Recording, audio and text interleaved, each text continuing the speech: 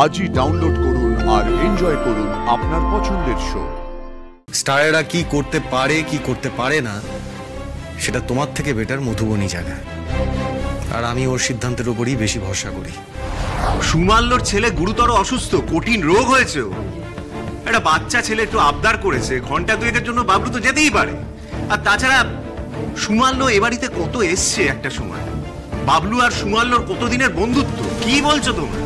Sorry uncle, but এটা possible না, কারণ আপনার ছেলে তো আর সাধারণ মানুষ নয়। এটা এবার আপনাদের মাথায় ঢোকানো উচিত, প্লিজ এটা আপনারা বুঝুন। আচ্ছা, আপনি কোনোদিনও দেখেছেন যে কোনো বড় মন্ত্রী বা বড় কোনো স্পোর্টসম্যানকে তার পাশের বাড়ির ছেলের জন্মদিনে কেক কাটতে যেতে দেখেছেন? দেখেননি তো, কারণ তারা সেলিব্রিটি। সেলিব্রিটি হওয়ার জার্নিটা যেমন একটা স্ট্রাগল, সেলিব্রিটি হওয়ার পরেও একটা স্ট্রাগল থাকে, সেটাকে মেনটেন করতে হয়। এটা প্লিজ মানুন যে সেলিব্রিটি হওয়ার পরে লাইফটা চেঞ্জ হয়, কিছু করার নেই। হলো তো আঙ্কেল অনেকদিন, এবার এটা মানুন না। আমারও ইচ্ছে করে গড়িয়াহাটে গিয়ে বা হাতিবাগানে গিয়ে হেঁটে বেড়াই, বা দোকানে দোকানে দরদাম করে জাঙ্ক জুয়েলারি কিনি, শপিং করি। আমারও ইচ্ছে করে, বিশ্বাস করুন, সত্যি পুরোনো দিনের মতো আমার সব করতে খুব ইচ্ছে হয়, কিন্তু আমি করি না। আমি জানি এগুলো আমার দ্বারা করা পসিবল না এখন, কারণ আমি এখন celebrity, the most desired heroine of Bengal, and I have earned that. কষ্ট করে বানিয়েছি এই জায়গাটা, কেন আমি যা ইচ্ছে তাই করব? আমি করতে পারি না, সেই জায়গাটা আমি নষ্ট করতে পারি না, আমি এত ইজিলি অ্যাভেলেবল হতে পারি না। বোঝাতে পারছি? সাক্ষ্য যদি এতটা ইজিলি অ্যাভেলেবল হয়ে যায়, তাহলে ওকে এক ঝলক দেখার জন্য লোকে কেন হলে যাবে? আচ্ছা ঠিক আছে, সরি ম্যাডাম, আসলে আমি এত কিছু ভাবিনি। আমি ভেবেছিলাম বাচ্চাটা অসুস্থ, তার অসহায় বাবা কিছু একটা চেয়েছে, সুপারস্টার ফিরিয়ে দেবে না, সেই জন্যই কথা দিয়ে ফেলেছিলাম। কোনো ব্যাপার না, আমি জানিয়ে দিচ্ছি যে আপনি যেতে পারবেন না। দাঁড়াও আসি।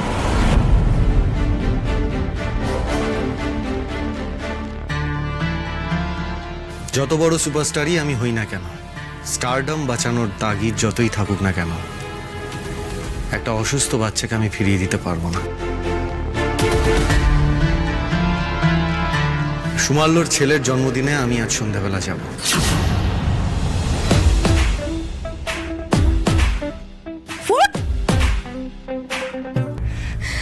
আপনি সত্যি যাবেন স্যার?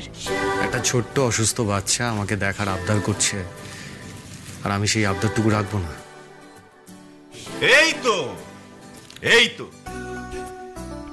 এই তো আমার ছেলের মতো কথা।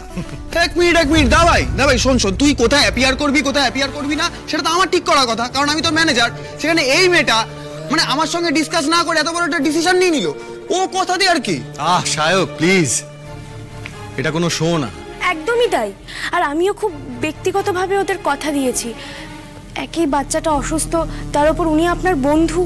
আরশি, ব্যক্তিগত হোক বা প্রফেশনাল, তুমি স্বাক্ষর ব্যাপারে কোনো ডিসিশন কেন নেবে? ঠিকই তো, তুই এখন পাড়া প্রতিবেশীদের জন্মদিনে শ্রাদ্ধে এখন ভিজিট করে বেড়াবি নাকি?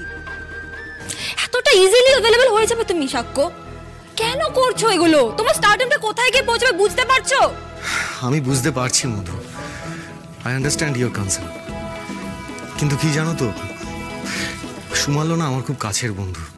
আমি ওর বিয়েতে অবধি গেছিলাম, সব বন্ধুরা মিলে কি মজাটাই না করেছি ওর বাসরে। তারপর ওর ছেলে হয়েছে সেই খবরটাও পেয়েছিলাম, কিন্তু ততদিনে আমি সাক্ষ্যজিৎ হয়ে গেছি, তাই ওর ছেলেকে দেখতে যাওয়া হয়নি। আজকে সেই ছেলেটার থ্যালাসেমিয়া, খবরটা পেয়ে না মন থেকে সত্যি খুব খারাপ লাগছে, কিন্তু এই সময় যদি আমি না যাই তাহলে আমি শান্তি পাবো না। আমারও খুব খারাপ লাগছে বাবলু, সুমাল্যকে সেই ছোট থেকে বড় হতে দেখেছি, আর কত আসতো আমাদের বাড়িতে, তুইও তো ওদের বাড়িতে গিয়ে পড়ে থাকতিস। তার ছেলের এরকম একটা কঠিন অসুখ হলো, সেই তো সব পুরনো কথাগুলো মনে পড়ে যাচ্ছে। কতদিন ওর বাড়িতে গিয়ে আমি খাওয়া দাওয়া করেছি। আর মা, মনে আছে তোমার ওর বাড়িতে খাওয়া দাওয়া করতাম বলে তুমি আমাকে বকাবকি করতে? আরে হ্যাঁ মা, সেই সুমাল্য। জানো মধু, আমাদের যখন অবস্থা খুব একটা ভালো ছিল না, তখন এই সুমাল্য আবিরের কাছ থেকে ভালো ভালো জামা কাপড়গুলো নিয়ে আমি অডিশনে যেতাম। আর অডিশন থেকে যখন ব্যর্থ হয়ে ফিরতাম তখন ওরাই আমাকে সামলাতো। আর আজ আমি সেই সাক্ষ্যজিৎ হয়ে যাওয়ার পর ওদের সাথে ওই বন্ধুত্বগুলো সব ভুলতে বসেছিলাম। আর কোনো যোগাযোগ নেই ওদের সাথে, ওদের ফোনটা অবধি ধরি না আমি। না মধু, আমি মানছি তুমি ঠিকই বলছো। এসব বন্ধুত্ব রাখতে গিয়ে হয়তো আমি আমার কেরিয়ারটা ঠিক রাখতে পারবো না, এটা আমার কেরিয়ারের জন্য ক্ষতি। কিন্তু আমি তো তোমার কথা শুনি, বলো, আমি তো রাখিও না ওদের সাথে কোনো বন্ধুত্ব। আর আজ যেখানে ওর ছেলেটার এরকম একটা অবস্থা, সেখানে আমি যদি ওকে একবার দেখতে না যাই তাহলে আমি নিজের অস্তিত্বকে কি বোঝাবো? না না মধু, প্লিজ বোঝার চেষ্টা করো, আমাকে যেতেই হবে ওখানে। তুই যাবি বাবলু, তুই যাবি। এর জন্য কাউকে কোনো রকম কৈফিয়ত তোকে দিতে হবে না। তোর খারাপ সময় যে দাঁড়িয়ে ছিল, তার খারাপ সময় তুই তার পাশে দাঁড়াবি না, এটা হতে পারে? তার জন্য যদি তোর স্টারডামকে জলে ভাসিয়ে দিতে হয় ভাসিয়ে দেবে, দরকার নেই ওরকম স্টারডামের যেটা একটা মানুষের মধ্যে থেকে মনুষ্যত্ব কেড়ে নেয়। দরকার নেই, তুই যাবি। হ্যাঁ রে বাবলুদা, সুমাল্যদার ছেলের মেডিকেল হিস্ট্রি আমি জানি। ওর ছেলের হেলথ কিন্তু এখন সত্যি খুব ডেটোরিয়েট করছে। এই অবস্থায় তুই যদি একবার বাচ্চাটার কাছে যাস, ও কত খুশি হবে বলতো, আর তুই কত আশীর্বাদ পাবি বলতো। হ্যাঁ স্যার, আমি তো সেই ভেবেই কথা দিলাম। দেখুন স্যার, মানুষের আশীর্বাদেই তো আজ আপনি সুপারস্টার হয়েছেন। সেখানে মানুষের বিপদে পাশে গিয়ে দাঁড়ালে আপনার স্টারডাম কমে যাবে নাকি? বরং বেড়ে যাবে, তাই না স্যার? না আরশি, সব ক্ষেত্রে সেটা হয় না। এখানে সুমাল্য বলে ব্যাপারটাতে আমি রাজি হয়ে গেছি, কিন্তু ফার্দার এই ধরনের কোনো সিদ্ধান্ত নেওয়ার আগে তুমি সায়কের সাথে আলোচনা করে নেবে। স্টারেরা কি করতে পারে কি করতে পারে না সেটা তোমার থেকে বেটার মধুবনী জানে। আর আমি ওর সিদ্ধান্তের উপরই বেশি ভরসা করি।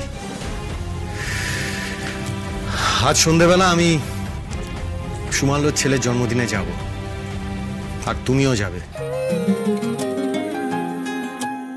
যেহেতু ওরা তোমাকে প্রথমে অ্যাপ্রোচ করেছিল, তাই তোমার যাওয়াটা দরকার। আর সেটা তুমি এখনই সুমাল্যকে ফোন করে জানিয়ে দাও। তবে হ্যাঁ, একটা কথা মনে রেখো, এটা কিন্তু এক্সেপশনাল কেস। এই জিনিসটা যেন আর ফার্দার রিপিট না হয়।